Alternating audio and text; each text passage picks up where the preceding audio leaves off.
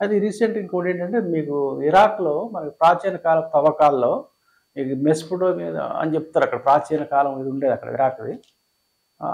ఆ ప్రాచీన కాలపు ఆ నాగరికతలో 25/25 పదమండలం ఉన్నట్టు మనకు కొంతమంది చరిత్రకారులు చెప్తున్నారు. అక్కడ వాడటం జరిగింది. అంటే ప్రాచీన కాలంలో మనకి భారతీయ సంస్కృతి అనేక ప్రాంతాల్లో మీకు విస్తరించి ఉండొచ్చు ఈ శాస్త్రం. 25/25 బయటపడింది అక్కడ. అంటే మన ఇండియాలో బయటపడలేదంటే ఇంకా మనకి తవ్వకాలు జరుగుతున్నాయి. గతంలో ఆల్రెడీ వాడుండొచ్చు మనోళ్ళు కూడా. కాకపోతే ఎక్కడ బయటపడలే మన దగ్గర. తర్వాత మీకు పూజకొచ్చేసరికి పీఠ మండలం అని చెప్పారు. దాన్ని ఇంకో చోట కూడా ఉపయోగిస్తారు. పూజే కాదు.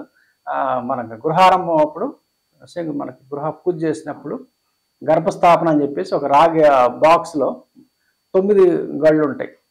9 బా ఒక్కొక్క బాక్స్‌లో మళ్ళీ అరలు 9 అరలు ఉండే బాక్స్‌లో గర్భస్థాపన రకరకాల రత్నాలు, బంగారం వస్తువులు పెట్టి గర్భస్థాపన చేసి, పూజ చేసే ఆచారం ఇప్పుడు ఉంది. గత ప్రాచీనంలో ఉండేది.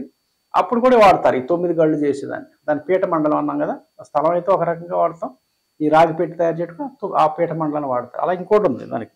25 గళ్ళుంటే ఉపపీఠ అని పిలుస్తారు దాన్ని. ఉపపీఠ మండలం. దాంట్లో 25 గళ్ళుంటాయి. అంటే ఇటు 5, ఇటు 5. దాంట్లో కూడా పూజకి దాన్ని కూడా ఉపయోగిస్తారు కొన్ని చోట్ల. టెంపుల్స్‌లో గాని, గృహాల్లో గాని అట్లా వేరు వేరు ప్రాంతాల్లో ఆచారాలుంటాయి.